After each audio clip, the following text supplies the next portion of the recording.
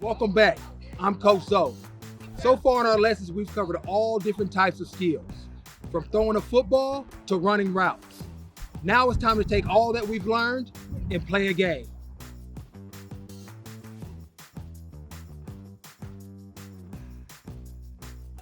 But before you begin the scrimmage, I just wanted to talk you through the rules of flag football so you can step on the field prepared. The first and most important rule is there is no contact allowed. So remember, you can't tackle or block your opponent. Instead, you'll pull one or both of the football carrier's flags off to stop the play. Okay, now that we have that covered, let's talk through a game. To start, each team should form a huddle, just like we've practiced in our lessons. In the huddle, the quarterback needs to clearly communicate the routes and who the intended receiver is for that play. Then, each team will take their position on the line of scrimmage, with one on offense and the other on defense. Typically, the offensive team will take a quarterback, a center, and the rest of the players are receivers.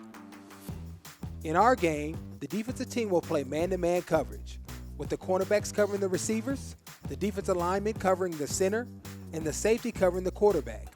Remember that the safety has a choice. They can stay back and help the receivers, or they can rush the passer at the start of the play. The offensive team's goal is to move the ball downfield toward the end zone to score a touchdown. They have 4 downs, meaning they have 4 chances to get a first down. To keep the game moving, we're actually going to play a modified version. When the offensive team completes 2 forward passes within the 4 downs, it becomes a first down, and they get another set of 4 downs to move the ball to the end zone. But if they fail to get a first down, then the other team gets the ball going the other direction. When the offensive team has the ball, all passes must go forward and be received beyond the line of scrimmage.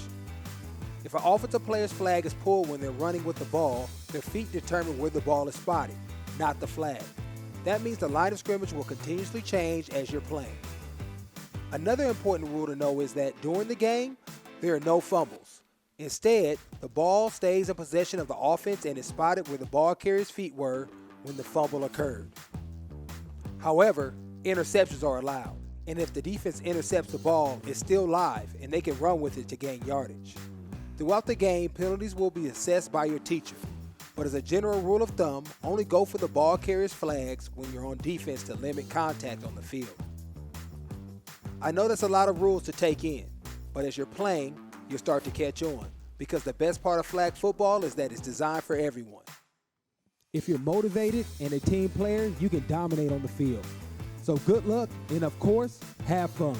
You don't need a specific build or even prior football experience to play. If you're motivated and a team player, you can dominate on the field.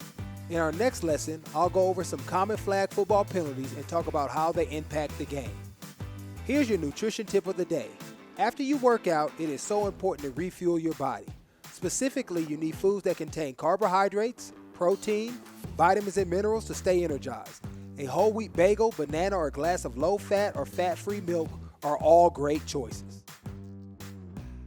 To learn more about Fuel Up to Play 60, a leading school health and wellness program nationwide, visit www.fueluptoplay60.com. If you're interested in finding an NFL flag football league near you, visit nflflag.com.